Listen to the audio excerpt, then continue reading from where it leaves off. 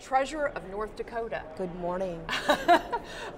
This is what's interesting, I think, about your story is that you have an opponent who's running against you who wants to eliminate your position. That's true. Why doesn't a state, in this case North Dakota, why doesn't it need a treasurer? Well, I believe many times our roles and our responsibilities are somewhat misunderstood. We say many times when you've seen one treasurer's office, you've seen one treasurer's office. And in North Dakota, there's been a discussion previously about the roles and responsibilities of the treasurer. I think right now, the fact that we have such a level of transparency and accountability that sometimes that, in essence, is what's really in attack.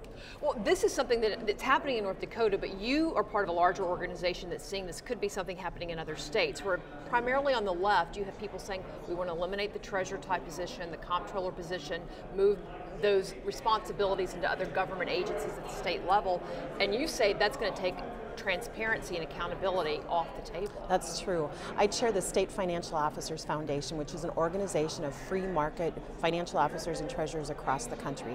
And we are seeing this pushback. And we all believe that the best government is the government that's closest to the people. And so as we farm out, per se, the roles and responsibilities of a treasurer, you are now adding another layer of bureaucracy, which we know is not necessarily the best way to govern. So in your case, having a treasurer, you're saying people can more easily track the dollars the state is actually spending, the individual agencies, and if those agencies, for example, took the money themselves? Each agency and each treasurer's office has a different role and responsibility relating to transparency. In my shop, we have added a whole government funds section to our website so people can go out and see all the different funds in government, the different buckets you may be aware of or not, but it empowers our constituents to be able to have another level of understanding. In Ohio, Josh Mandela has done a phenomenal job with this transparency, where checkbook.com, where you can go out and open the checkbook of the state and literally punch in a name of an entity and see whether the state has issued a check to that effect. And it's exciting for people to have that level of transparency. So why do people want to get rid of it, do you think? Why would, for example, your opponent say this is a job that we don't need anymore? What's the benefit to the other side? Well, they claim it many times to say that it's part of an efficient government, but I would argue that we have efficiency conversations. We should be having them every day. Every year, every day, and not just in an election year. So in many times it's politics.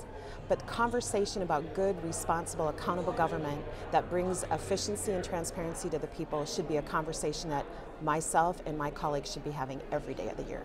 If people want to learn more about this, where would you send them?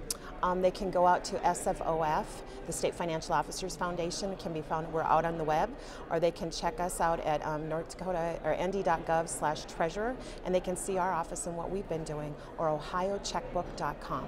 All right, well, thank you very much. This is a really interesting topic. Thank you.